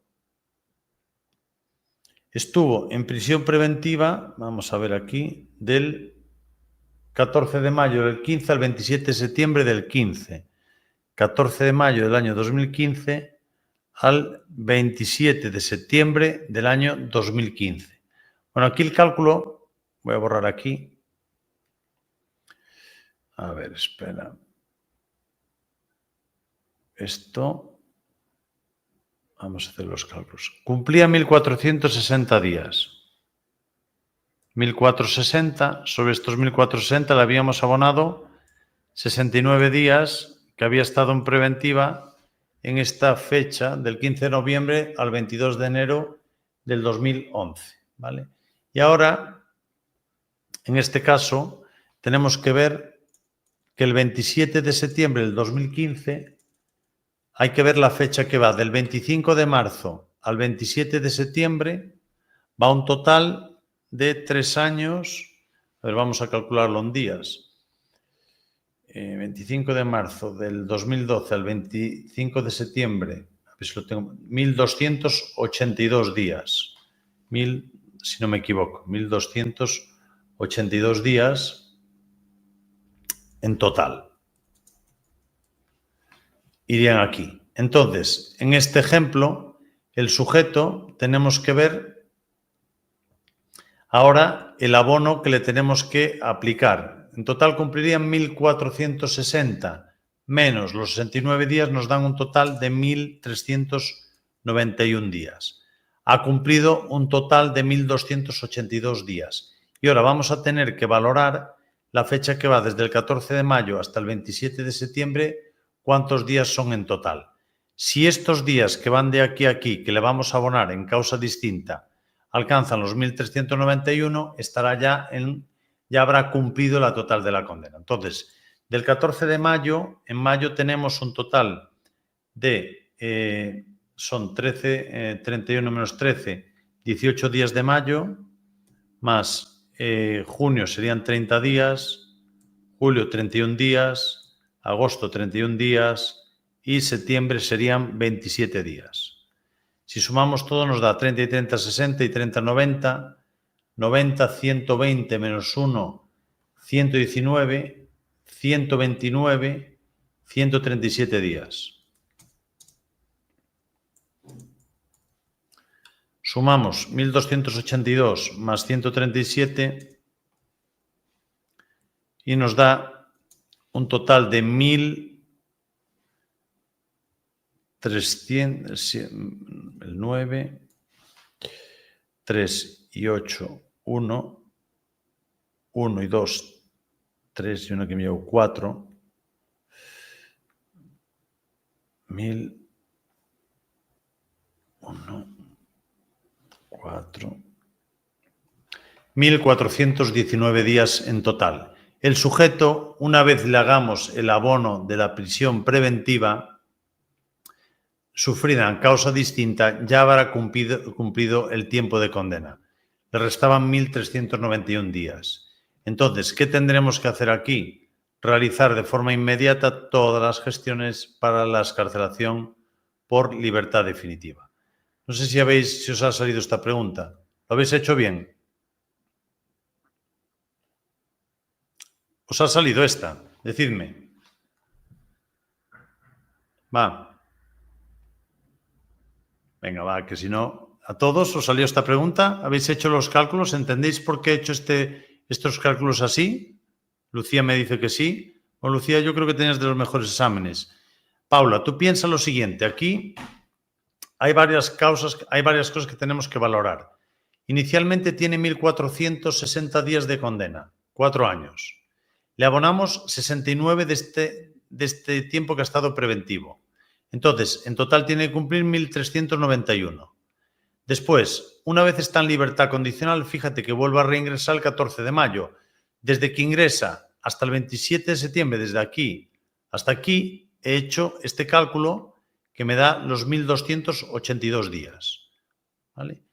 Claro, pero todo este tiempo que ha estado en prisión preventiva debería, si estuviera en libertad condicional, pues este tiempo se lo vamos a abonar porque es tiempo en prisión preventiva sobre una causa distinta. Estos 137 días que se lo abonaremos. Entonces, se lo sumamos a lo ya cumplido, excede. Entonces, una vez se decrete o una vez se decrete, en este caso, el sobreseimiento, se le pondrá en libertad por esta causa. ¿Vale? Bien, pasamos al séptimo. Un segundito. El penado Conis Tal, autor de agresión sexual previsto en el 178 cometido sobre su exsecretaria el mes de noviembre del 2015, condenado a 3 años, más la prohibición de aproximarse a la víctima y la prohibición de residir en lugar determinado. Durante el tiempo de ejecución de la condena, debiendo indemnizar a aquella con una responsabilidad civil de 3.000 euros. Ingresa en prisión ya penado el 1 de abril del 16 y debido a su ausencia de sanciones disciplinarias, el compromiso de pago de la responsabilidad civil y su aparente evolución, habiendo completado con aprovechamiento el programa de formación de valores y convivencia social, así como el hecho de ser su primera condena, fue progresado a 3er grado en el mes de mayo del 17. 3 años de condena.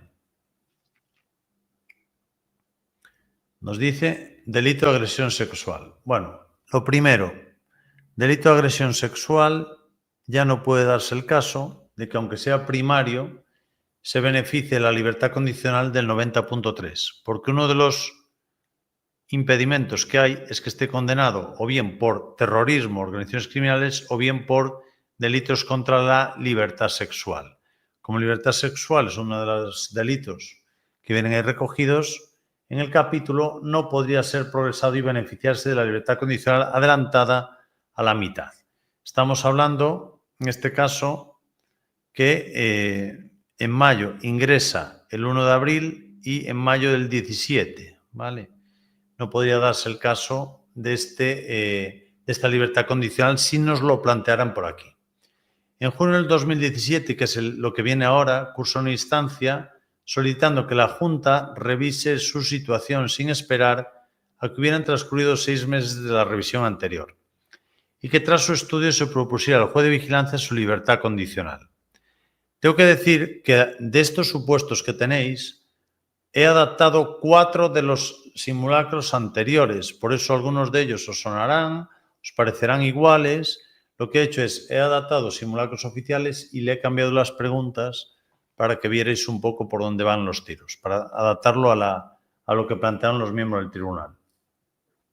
Aplicándole una nueva modalidad para primarios habilitada por Ley Orgánica 1/2015. Esto es uno de ellos, por ejemplo. Refería en su solicitud de que no aceptase esta revisión, la posible propuesta de libertad condicional sufriría una dilación indebida, un retraso en su concesión.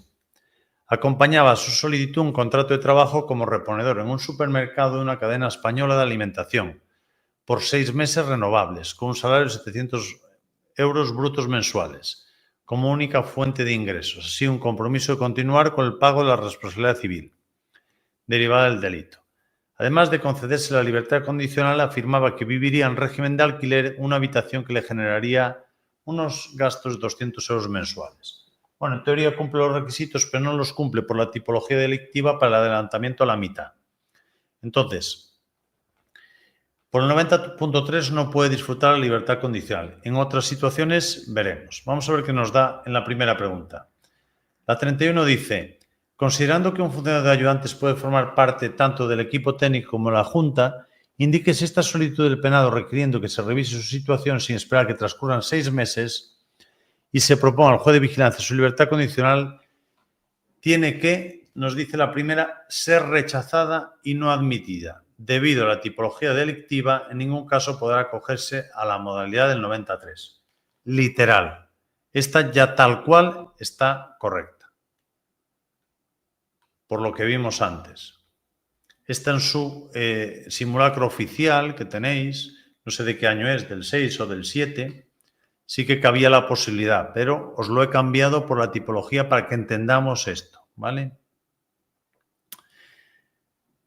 La segunda de ellas nos dice: el hipotético caso que se le conceda libertad condicional en cuanto al PIT y el plan de seguimiento contenido, que en su caso eleve la Junta al juez de vigilancia, la jurisdicción deberá, bueno, fijaros que está por agresión por violencia de género. Si nos vamos al Código Penal, en el 83 nos habla que tiene que llevar obligatoriamente el 1, el 4 y el programa del apartado 6, ¿vale? Del 83, 1, 4 y 6. Lo vemos aquí. Prohibición de aproximarse a la víctima, prohibición de residir en determinado lugar y la obligación de participar en programas formativos, laborales, culturales, sexuales, etc. En este caso tendría que hacer el programa, el PRIA o PRIAMA, ¿vale? Entonces, en este caso es obligatorio. Entonces, de las opciones que nos da, nos dice proponer al liberado el programa terapéutico de violencia de género, dado que no lo realizó en régimen ordinario y es una regla de conducta que se debe imponer siempre en Biogen, junto a las reglas 1 y 4 del artículo 83 del Código Penal, ¿vale? Esta sería la correcta. De concederse la libertad condicional, el plazo de suspensión de la ejecución de la pena, aquí el plazo de suspensión de la ejecución de la pena siempre tenéis que tener en cuenta lo siguiente: irá de los 2 a los 5 años y nunca será inferior al tiempo que le reste de condena. Entonces, imaginaos que nos dice que le restan 3 años. El plazo de suspensión nunca puede ser de 2 años, tiene que ser de 3 a 5.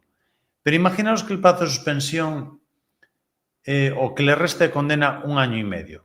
¿Cuánto tendría que ser el plazo de suspensión? Como mínimo 2 años.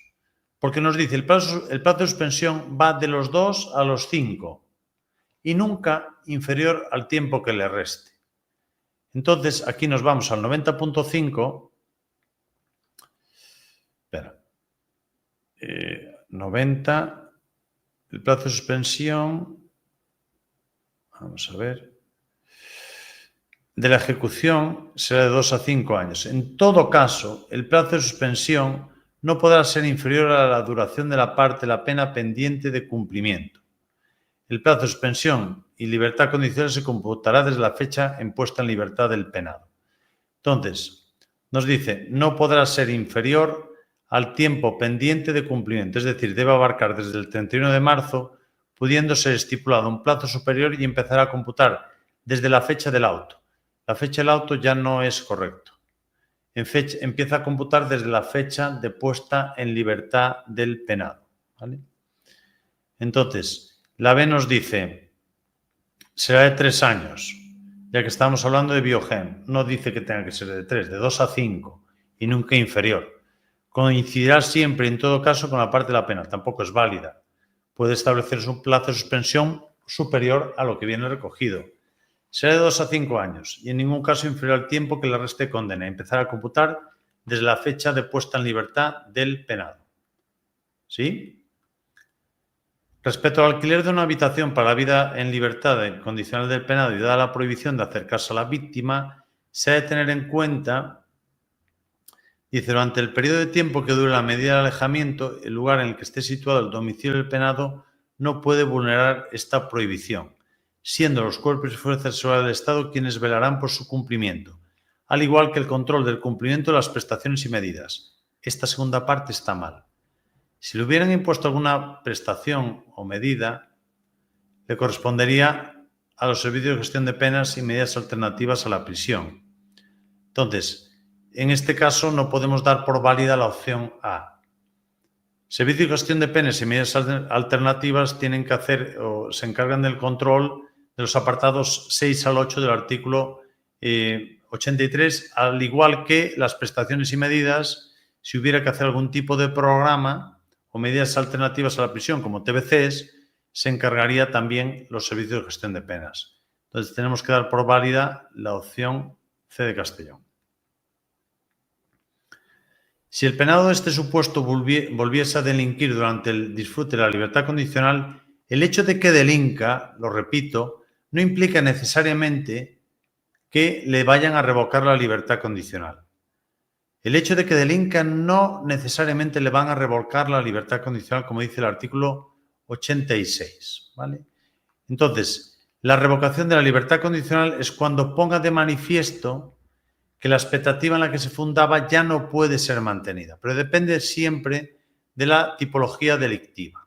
Voy ahora a la 32, un segundito. Entonces, aquí en la 35 se acordará la revocación cuando ponga de manifiesto que la expectativa en la que se fundaba ya no puede ser mantenida. Sería la opción B de Barcelona. La 32, sí, nos dice, en el caso que se le conceda la libertad condicional en cuanto al PIT y el plan de seguimiento, el contenido del expediente de libertad condicional deberá proponer en el programa terapéutico de violencia de género, ¿sí? No tiene por qué ser cónyuge necesariamente. La víctima del delito, pues igual al final puede ser una pareja que él tenga y no necesariamente tiene que ser como pareja de hecho o cónyuge, no. ¿Vale? Bien. Bueno, con esto, dudas con este. Que nos queda uno nada más, que llevo aquí un maratón. Vamos al último, que nos dice, Alberto, funcionario del Cuerpo de Ayudantes, el día 3 de enero del 18, presta servicios en el Departamento de Comunicaciones del Centro Penitenciario. Sobre las 10 horas se hace cargo de los familiares de ese día que tenían programadas comunicaciones íntimas con determinados internos. De camino hacia las dependencias donde celebran las comunicaciones, íntimas comunicaciones del artículo 45 del reglamento, tenéis que tener en cuenta también la instrucción 4/2005 para responder a las preguntas que nos puedan plantear. Se celebran las comunicaciones, el funcionario advierte que uno de los visitantes mantiene actitud nerviosa y esquiva, por lo que llega a la conclusión que pudiera tratar de introducir algún objeto prohibido en el interior del centro. Bueno, los visitantes, en el caso de que haya sospechas de que oculten algo en su interior, se podrá hacer un cacheo con las condiciones del artículo 68 del reglamento. En el caso de proceder a un cacheo con desnudo integral, necesitamos que autorice previamente el jefe de servicios. ¿Y qué pasa si se opone al cacheo la persona que viene del exterior? Pues que no se celebra la comunicación. Él no podría comunicar. Entonces, para corroborar su sospecha, don Alberto le dice a este familiar que le siga a una sala próxima y estando ambos a solas le somete un cacheo con desnudo integral tras recabar la autorización del jefe de servicios. En el parte del cacheo, este funcionario hace constar que lleva a cabo la medida por razones de seguridad. En el cacheo se le encuentran escondidos 2 bolsas de color blanco. Se le retiran y se avisa al cuerpo de guardia. Posteriormente, don Alberto propone al jefe de servicios suspender la comunicación, poniéndolo en conocimiento del director, que ratifica la medida. Fijaros que el funcionario encargado del servicio lo pone en conocimiento el jefe de servicio y este tiene que ordenar la suspensión de la comunicación y se pondrá en conocimiento el director, que ratificará la medida, poniendo en conocimiento del juez de vigilancia el mismo día o el siguiente. El interno que iba a comunicar estaba esperando dentro del locutorio por su amigo y al ver que éste se arma un revuelo y aparece la Guardia Civil y empieza a gritar y a insultar a los funcionarios de servicio y a pegar patadas y puñetazos. De una patada rompe el cristal del locutorio. Aquí ya obviamente los hechos evidencian una agresividad o violencia. Entonces, a la hora de imponer una sanción, un expediente disciplinario, no necesitamos conocer si hay reiteración o no. Simplemente por la evidente agresividad o violencia podemos decantarnos por, a la hora de imponer la comisión disciplinaria una sanción, decantarse por aislamiento en celda. Los funcionarios, y para mí también, aquí se entrevé que hay daños de elevada cuantía para tipificar el tipo de falta. Dice, los funcionarios de servicio se personan y lo agarran para que no destroce el mobiliario ni agreda a nadie. Se le lleva a enfermería y posteriormente se le cambia de departamento. A la vista del incidente ocurrido en comunicaciones el 5 de enero del 18, el director acuerda la incoación de un expediente disciplinario.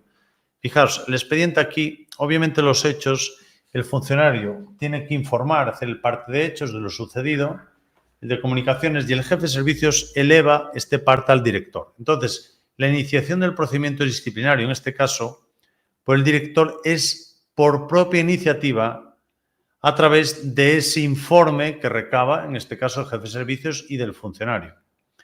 Se le impone sanción de aislamiento en celda de 8 días por lo sucedido. El 9 de enero, el funcionario don José B.V. es asignado al módulo 5. Sobre las 9:30, tras el desayuno, don José entrega la correspondencia al interno JCD. Acordaros siempre, la correspondencia puede ser entregada por el funcionario de la dependencia o por el funcionario encargado del servicio. No confundáis eso con los paquetes, que los paquetes solo pueden ser entregados por el funcionario encargado del servicio. Es un matiz importante. Recibe una carta de su mujer que está cumpliendo condena en el centro penitenciario de Bonche, Lugo. Si está en prisión, las cartas intercentros no llevan franqueo. ¿Vale? ¿De dónde se desprende todo esto? Pues de la instrucción 4/2005. Si voy de módulo a módulo o de cárcel a cárcel, la carta no tiene que llevar sello. Sin embargo, si echamos una carta al exterior, sabéis que la carta tiene que ser hasta 2 kilos. Carta más de 2 kilos se considera paquete. Entonces, esta carta va de centro a centro, que le remite su mujer. Aprovechando la entrega, le hace entrega al funcionario de una queja al juez de vigilancia, firmando su recepción. Tened en cuenta que cuando el funcionario presenta quejas, ya sea al juez de vigilancia o al defensor del pueblo o a la administración penitenciaria, pues esta queja que va a una autoridad hay que dejarle constancia de la recepción de la misma. Normalmente, él puede escribir directamente en la instancia y se le va a dar una hoja autocopiativa. Y después esto se tiene que grabar en el SIP. Esa hoja autocopiativa al interno le va a servir para que haya quedado constancia del día que ha hecho la entrega. Entonces, sí que nos dice el reglamento que las instancias que presentan los internos, o quejas, peticiones o quejas, o las quejas o recursos, hay que remitirlas sin dilación y en todo caso en el plazo máximo de 3 días. 3 días considérense hábiles, ¿vale? El día 10 de enero del 18, don José B.V. entra de servicio en ingresos. A las 9 ingresa un interno que porta un reloj marca Rolex. Obviamente lo vamos a interpretar como objeto de valor. El resguardo provisional que se le da en ingresos no es el que le vale a él para acreditar que tiene un objeto de valor. Lo que le va a servir es después, cuando la oficina de seguridad, el subdirector de seguridad le dé el resguardo definitivo, que a todos los efectos Eso es lo que deja constancia de que tiene un reloj marca Rolex, custodiado, o mejor dicho, intervenido por el subdirector de seguridad. Ahí vamos al artículo 317 del reglamento, donde nos habla de la intervención de objetos de valor, subdirector de seguridad y el dinero custodiado por el administrador. El dinero se le dará traslado a la cuenta de peculio, salvo cuando haya dudas de su legítima procedencia. El interno manifiesta al funcionario que no se trata de una imitación, que fue un regalo de su boda y que tiene gran valor sentimental para él.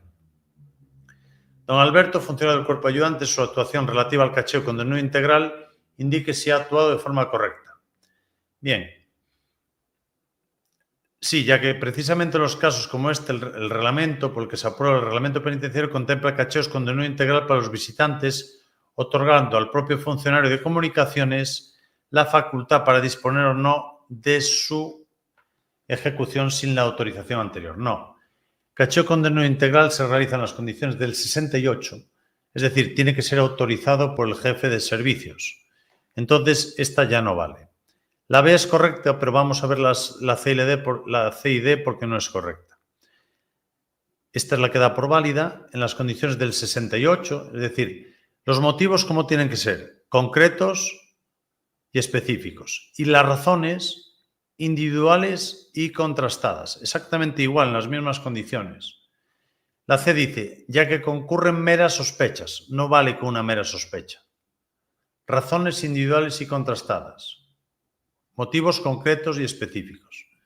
Y la C dice, no, ya que no constan motivos de seguridad concretos y específicos, ni razones individuales y contrastadas, ni la medida ni la autorización correspondiente. Nos estaba diciendo el supuesto que había sospechas de que ocultaba algo en su interior, entonces sí que hay razones. La B tendría que ser. Don Alberto decide suspender la comunicación que se celebraba entre el interno y un amigo. Don Alberto es el funcionario, él no la puede suspender. La orden de la suspensión de la comunicación la tiene que dar el jefe de servicios. Espera, don Alberto, para ver cómo nos decía,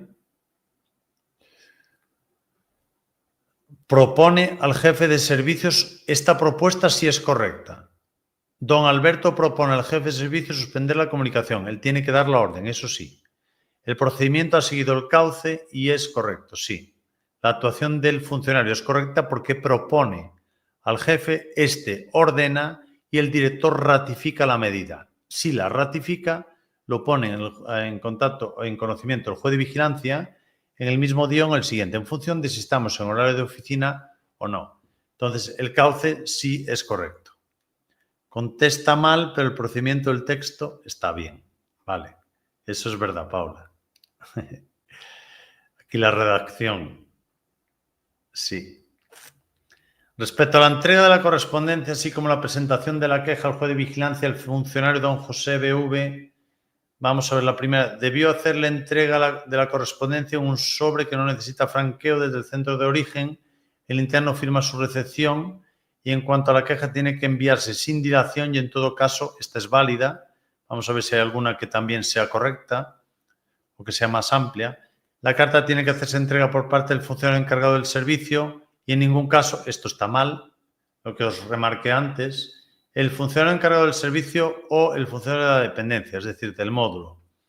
La correspondencia y diferencia de los paquetes puede entregarse por el funcionario de la dependencia o el funcionario encargado del servicio. Al hacer entrega de la misma, el interno firmará su recepción. Si se encuentran objetos no permitidos, se procederá a su retirada. Hasta aquí todo bien. En cuanto a la queja, se remitirá al juez de vigilancia a través del cauce del director sin dilación, plazo máximo de 5 días. Error.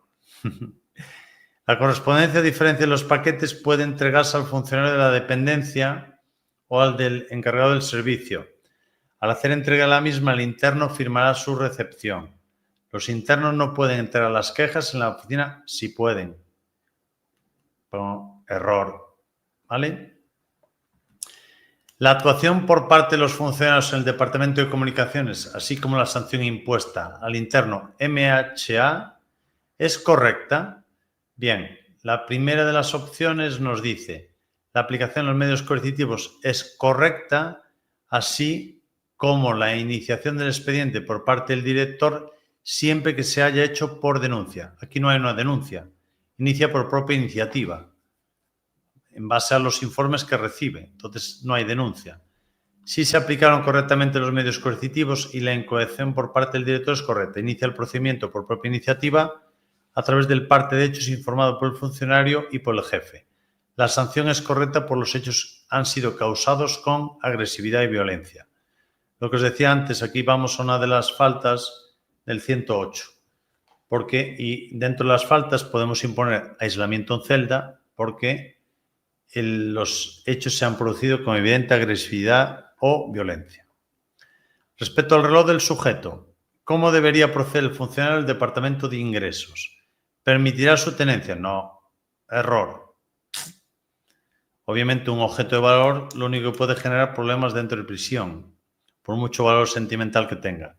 Intervendrá el reloj, le facilitará un resguardo provisional, muy bien, emitido desde ingresos y lo custodiará el subdirector de seguridad como objeto de valor. Esta es válida. Intervendrá el reloj y se custodiará por los funcionarios del Departamento de Ingresos. No lo custodian en ingresos, lo custodian en la Oficina de Seguridad.